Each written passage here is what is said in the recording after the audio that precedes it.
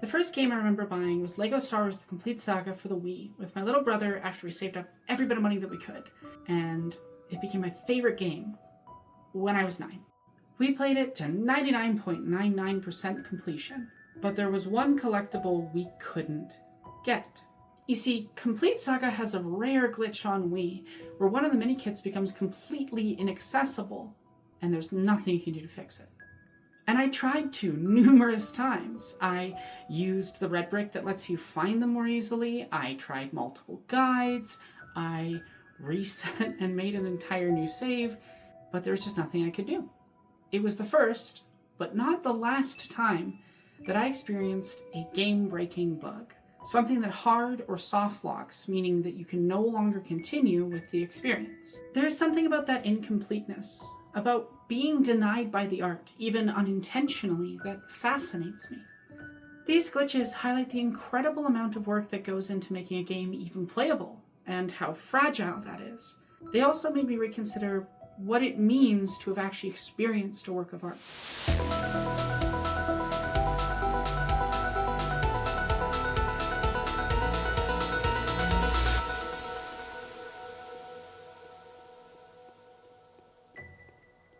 Do or do not. There is no try. I've recently been watching through Star Trek Voyager, my second attempt after I quit partway through Season 2 originally.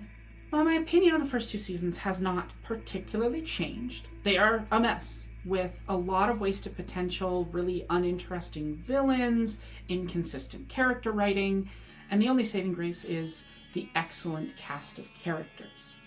Minus Neelix. If I had a nickel for every time Berman put a way older man with a much younger woman, I'd have at least 2 nickels, which is gross that it's happened twice. My opinion on the show as a whole has improved significantly upon watching the rest. I'd even venture into calling it good. Janeway is now my second favorite captain, and Tuvok and the Doctor have quickly become some of my favorite Star Trek characters. If I hadn't given the show another shot and gotten through that first 2 season slump, I might have continued viewing it in a fairly non-positive light. It's not invalid to say that failing to experience a certain amount of a work is going to result in at least incomplete, if not outright wrong, analysis of it, but how much of a work do you have to experience to count as having experienced it? It seems like a really simple question. If you've watched the entirety of a film, if you've read every page of a book, if you've watched every episode of a TV show, then you've experienced it. But in an interactive medium, the line gets a little more blurry. And I've seen enough of people's opinions to know there's no consensus on this. Most commonly, people saying others need to at least wrap credits to even have an opinion on the game. Though I've also seen the more extreme, you must 100% a game to have an opinion on it. Which feels odd when someone could play The Witcher 3 for dozens and dozens and dozens of hours and not come close to seeing the end credits. Are those dozens of hours not an experience they can judge? If someone quits playing a game, is that not an experience worth discussing in criticism of that work? Which doesn't even get into games where it's extremely hard to define any form of completeness, like an ongoing MMO that continuously updates with new story content. Can you say you've only played it and experienced it and have an opinion on it once the MMO is defunct? It feels like this is an area where the question kind of starts falling apart. I mean, obviously, someone who plays 1 hour of The Witcher isn't going to have a coherent understanding of it as a work of art. But where's the line? I started thinking about glitches and losing progress when my girlfriend and I were playing through Paper Mario on the Switch's N64 emulator. See, NSO as a service has a problem with save games, and Paper Mario is particularly broken. As such, when Pen and I booted up the game one day, we lost all progress, set back all the way to World 0. I was truly loving the game, and it really sucked to have all of that progress removed. Most games, unlike a movie, require effort, not just time, to experience. If your copy of a film or book is damaged, you can almost always find a replacement and continue from where you left off. This isn't the case for many games. Narrative is locked behind mechanical execution. To continue the experience in most games, one must succeed at tasks, a somewhat unique element of interactive mediums. In some games, narrative becomes a reward system for mechanical accomplishment. I think this element is also why I struggle to restart a game like Paper Mario. Don't get me wrong, I like Paper Mario, but I'm less inclined to repeat the mechanical steps I did before to repeat the story in order to be able to continue from where I was, even as I liked the narrative along the way. Thankfully, Penn got us back to where we were, and we did eventually finish the game. It's a 10 out of 10, you should play it. But there's definitely a world where we stopped there. The sense of accomplishment and narrative as a reward can be completely removed, though not always. I can still play 70 billion runs of Slay the Spire when I'm having a chronic pain flare-up, but I haven't returned to Moonlighter, which I last played in 2022, for example. Unfortunately, I remember it mostly as the game where I got to the final boss, there was a game-breaking bug, and I couldn't finish it. That bug was so defining for the experience that it overrode most of my other feelings towards the game. If I could go back and just play the final boss, I probably would, but at the time, I didn't really want to redo 15 hours of gameplay just to get to that point and potentially have the same bug occur again. To be able to skip to the boss like that would require a system that allows you to skip past major chunks of a game. A concept that is at best derisive. I think the video game community broadly has an issue with obsessing over what they consider a valid experience of a work of art. If you don't play on this difficulty, or use that cheat build, or you don't do this side quest, you didn't really play the game, dude. In the modern era, we have a lot of discourse built around the idea that people need to earn experiencing a game, and if they don't do it right, then they don't deserve to experience it. Stop it! Stop it right now! You're having fun the wrong way! It's people creating very weird value systems for other people based on how they play. I just want to question why we think narrative and other elements need to be locked behind a level of mechanical capacity. I'm also fascinated by what drives the mentality. The idea that because you gained access to something through hardship, everyone else should too. I've talked about it previously many years ago in a video on difficulty and accessibility that I think mostly holds up, and I'm going to expand on that here. Point being, I really struggle to understand people who get so upset about others engaging in a way that's different from them, considering your personal experience and your sense of accomplishment is not at all impacted by other people playing in a different way. I feel like you're just here for the zip line. What? After all, everyone is different and will experience difficulty in wildly different ways. You are already having a different experience at the same settings. To take a small look at one of the oddest games discourses, there are a lot of people who get vehemently angry about the idea of a pause button in a FromSoft game. First off, FromSoft games do have forms of difficulty settings. They're just generally diegetic, not explained well, locked behind some sort of mechanical progression, or never presented as such. Whether or not you use better or worse gear, upgrade said gear, level up your stats, use summon in relevant games, grind for additional souls, and many other elements vastly vary the actual difficulty of playing the game, to the point that people have discourse about whether you are allowed to use certain builds because of that effect. So I really don't think the conversation has been if, but how optional difficulty modifiers are implemented into Dark Souls games, even if most people in the discourse don't realize that's what they're talking about. One small element of this is an actual pause button. For some reason, a lot of people vehemently believe that including it would ruin Dark Souls difficulty.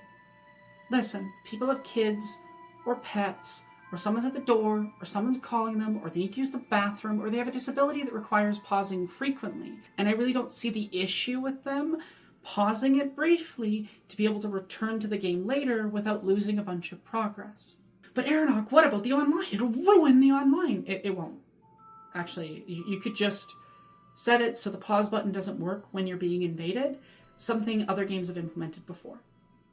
And I find this whole reaction to the idea of a pause button interesting and illuminating because it's not even players avoiding doing the difficulty. It's players avoiding potentially losing progress. Yet even the idea of this tiny implementation of something that would help you not lose progress is derisive in the fan community. Just because a system doesn't account for someone's experience, like needing to pause often, doesn't mean that it will compromise that system to include something optional that makes it more accessible to that person. It echoes the mentality behind ableist sentiments towards accessible design. People getting mad that an optional additional feature is included that doesn't affect them meaningfully, but allows something to be more accessible to others. I think this heavy focus on supposedly making everyone go through the same effort despite the fact that everyone is different and will experience it differently, comes from capitalist mentalities that have seeped into gaming communities.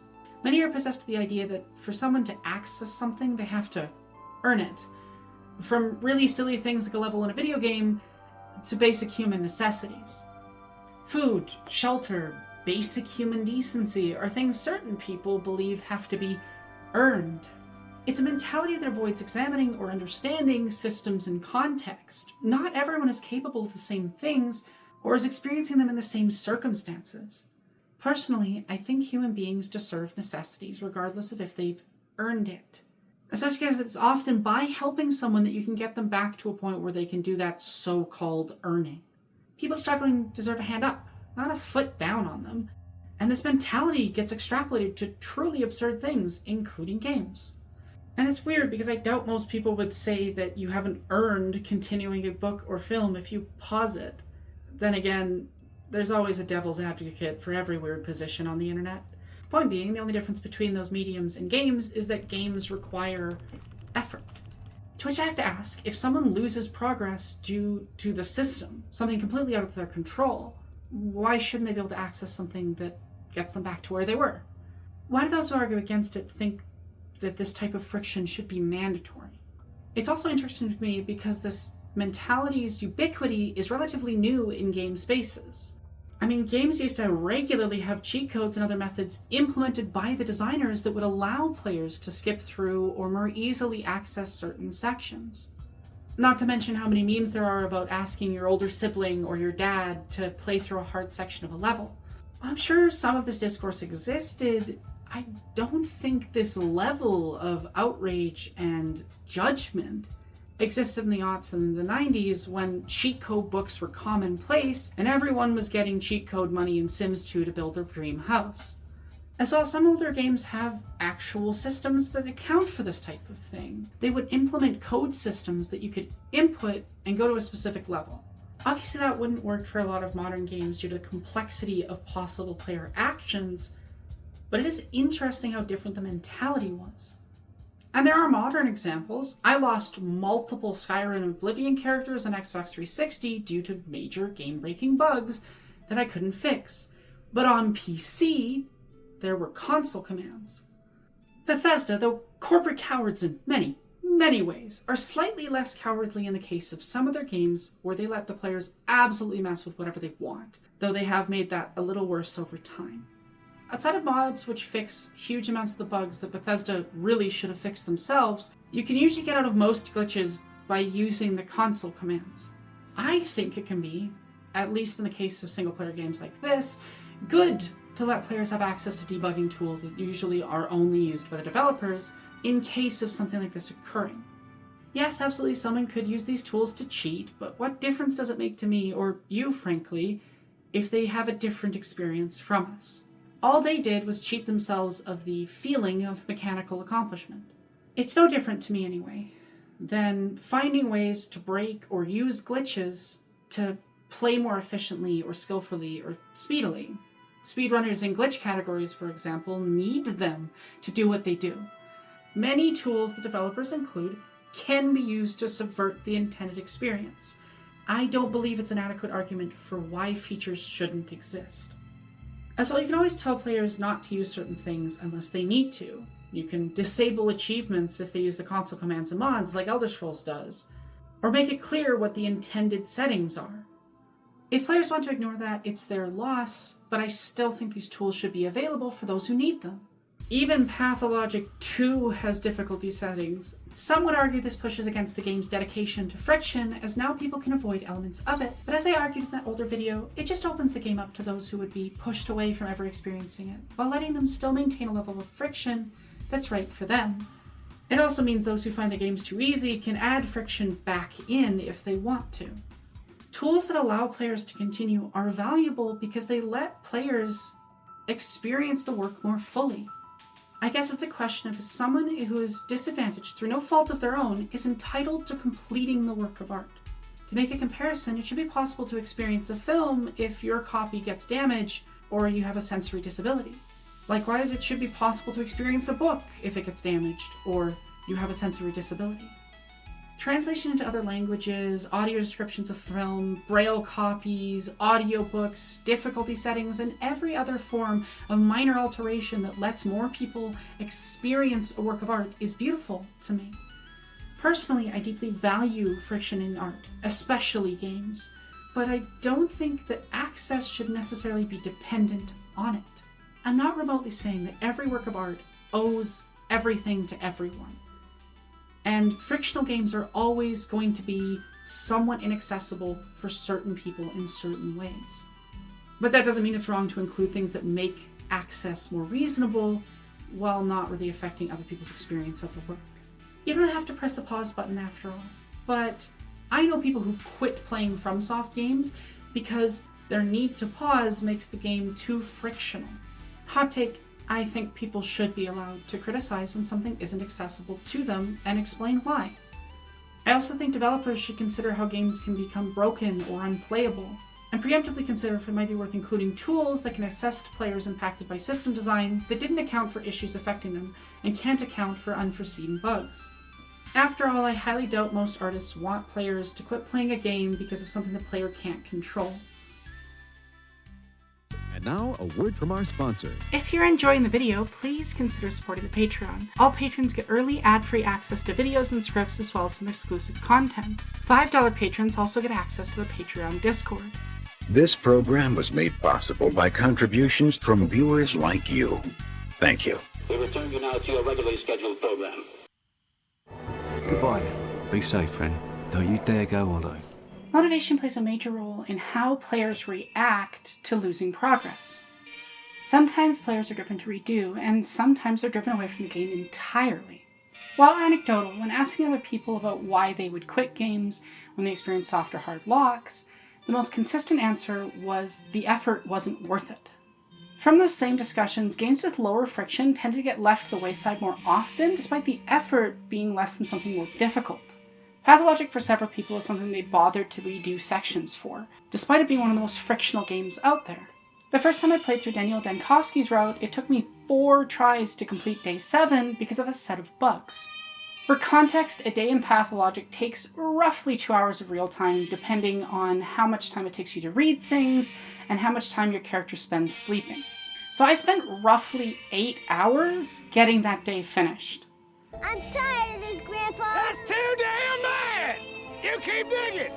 The entire game is notoriously janky, but day 7 is particularly finicky. If you progress certain quests too far, it locks out other quests, including the mandatory one for beating the game. After failing twice, I gave up for a pretty long time. But then I rewatched my friend Ruby's videos, Pathologic for those who will never play it, got the patho brainworms again, came back, failed again, and then finally succeeded in finding the exact sequence of events you have to follow. Point is, Pathologic is one of my favorite games of all time, and I may not have ever finished it because of major breaking bugs. But for some reason, unlike many other games, I felt compelled to redo all of that play cloud dodging and walking and rat punching so I could keep going. And then I beat the other routes, and even beat Daniel's thrice and Artemis once on stream over the years.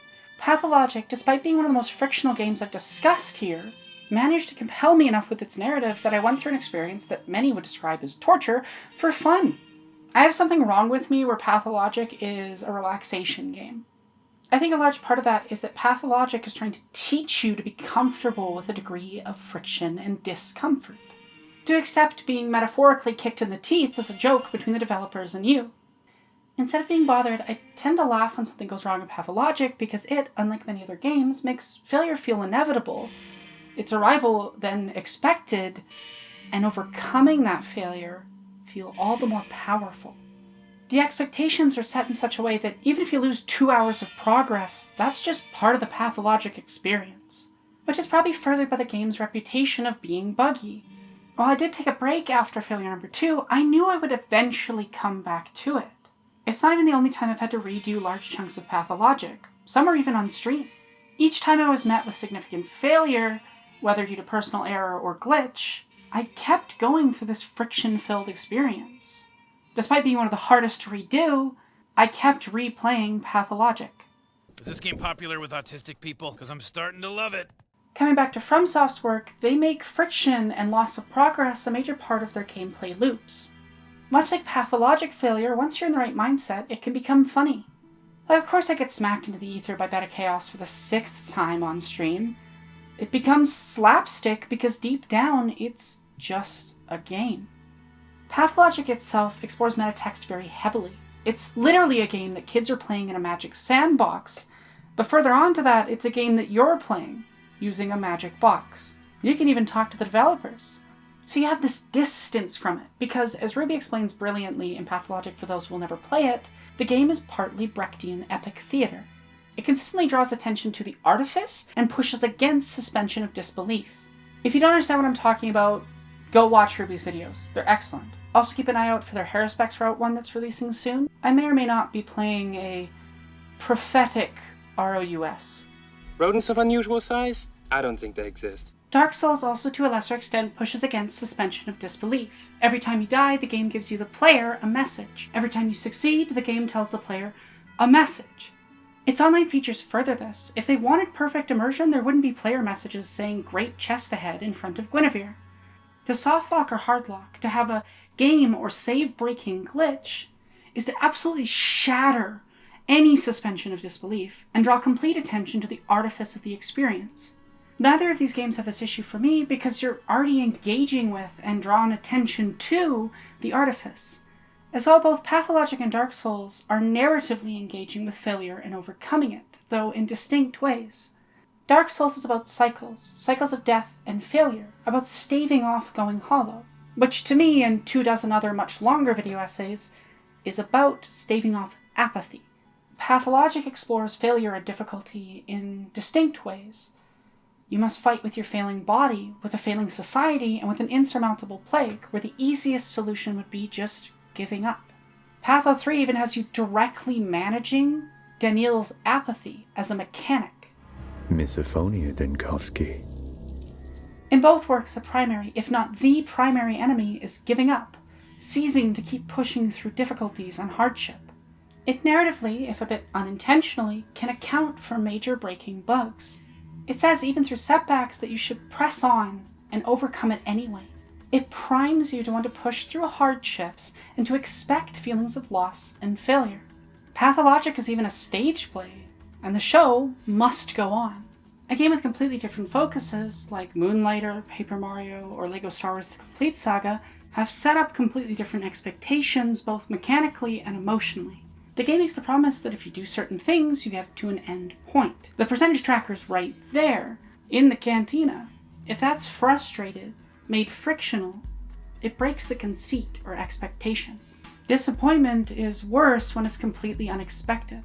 If a world is made to be full of friction, then the systems that make up it breaking in some way sort of forms ludonarrative consonance. You expect to be able to collect the collectibles in a collectathon, and you expect to be frustrated by unexpected things in a game that constantly pushes against you. Pathologic even more so because it has a reputation for being janky, so you expect the bugs and glitches. These expectations aren't everything though. There's plenty of people who do not get through these games because of their friction. Hell, most players don't even make it past the first day in Pathologic. Motivation, I think, is too often spoke about as being consistent across wildly different people. I think what motivates me, for example, is probably a demotivator for other people, and vice versa. Neither experiences are better or worse, they're merely distinct. This video is mostly me exploring my personal experience, to understand and discern a reason why my motivation is influenced in these ways by different works. Why I can go back to extremely difficult things, but not as easily finish cozy ones. The best answer I have is that replaying through games with low friction, at least to me, is less motivating because I feel no sense of accomplishment in the redoing. For me, beating a large amount of Dark Souls a second time, because my first save was destroyed in a hard drive failure, was extremely rewarding. Because I could see how I had improved. It was faster and quicker and more skillful. On the other hand, redoing every single one of the first fights in the first 3 worlds of Paper Mario felt like it was going to be a bit of a chore. The lack of friction, combined with already knowing the story, makes me lose motivation. Not that I never went back, I did. Paper Mario's a 10 out of 10, go play it. but I don't think I would have if my girlfriend hadn't played through the first couple chapters again because they wanted me to see the entire game. I think ultimately everyone has an internal equation we run.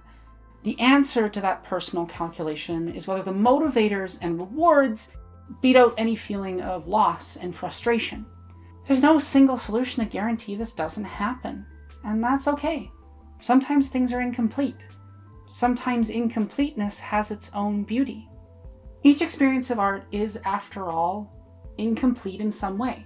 We are limited to the perspective that we have, and the different experiences from others can exist in conversation with each other. Take a game with a widely branching narrative. You may wrap credits and only have experienced a small fraction of the writing, themes, and characterization. Someone who only gets one ending and puts it down has still experienced a story the developers wanted to tell. They can still discuss with others their experience and how those experiences differed. Earlier, I said I struggle with people who get upset when others engage differently, because to me, the difference in engagement is where interesting conversation can happen. In the case of the narrative game, there's something fun about discussing the differences in the story experience you have with, say, friends or other fans of the game. Each differing experience is additive to that conversation, furthered by our own interpretation of those experiences. Maybe this makes me a freak, but I actually love hearing people discuss why they loved something that I didn't get, or vice versa. When a game breaks, when it becomes unreasonable or impossible to complete it, I would argue you're still experiencing a version of the art. I think you can form a fair assessment, maybe not of the entire piece, but of your experience with it. Even if it's, damn, I wish that thing wasn't so buggy. While I think having additional knowledge and context is valuable, and not having it can lead to poor analysis at times, it doesn't mean that you haven't experienced the work when you lack those. I mean, I doubt most of you not looking at the screen for this entire video would say that you haven't watched it, after all. To be clear, that's strongly not a judgment at all. I'm happy that you're experiencing my work in some form, and I think it would be deeply ableist to say that, say, blind or deaf people aren't experiencing a video or film because they don't experience the visuals or audio respectively. It may be a different experience, but it is still an experience of the work. And I think the beauty of art is the way that different perspectives diverge and overlap. As well, incomplete or bugged experiences can make for interesting readings. Returning to Moonlighter, because of that bug that I experienced, I can read it instead as disillusionment with capitalism as a system or avenue for change. The game is all about running a shop to gain power to beat the big bad, but in my playthrough that's impossible, thus completely subverting the original narrative drive. My save file was locked in an inescapable loop. The glitch created a situation wherein the message is that capitalism is not a route out of oppressive or violent systems, but rather an inroad to being trapped inside them. It's absolutely not an intended experience of the work, but intention goes out the window once it's in player hands or there are bugs. I may have had the complete experience, but I enjoy my interpretation of the experience that I had, one that undermines the power fantasy and instead explores feelings of dissatisfaction. Every experience we have with art is fundamentally limited by the nature of subjectivity. It is incomplete. There is always some new angle that someone can bring. What matters is what you get from the experience, not the validity in other people's eyes. The thing about perfection is that it's unknowable. This video was partly a way to try and get closure on the unfinished, to explore it and perhaps understand it, but maybe not knowing, or at least not knowing entirely, is part of the point. Not everything in life has answers. We can't always perfectly understand why we do things, and sometimes things end before they should. I think this is perfectly expressed by some of the responses I got when I discussed this with other people. Many of them said that the reason they left a game behind when they experienced a soft or hard lock was that they were satisfied with the experience they had, even if it wasn't complete. Just because a journey ends doesn't mean the pathway there isn't valuable. Doesn't mean you're done journeying. A mentality I wouldn't have understood when I was young and locked out of that 100%. A mentality born of the change I've experienced since I was a kid. Their life was an endless set of boxes, of feeling trapped, incapable of ever being who they truly are, of only being a fraction of their true self. Giving up on certain things because of that sense of inevitability was easy. The incompleteness echoing an internal sense of yearning for something out of reach. and feeling it wasn't worth seeking it through the obstacles. A world of endings and walls. They also bounced off certain frictional games that I don't now. Perhaps a life of friction eventually primes you to engage with friction differently, to accept it instead of pushing it away.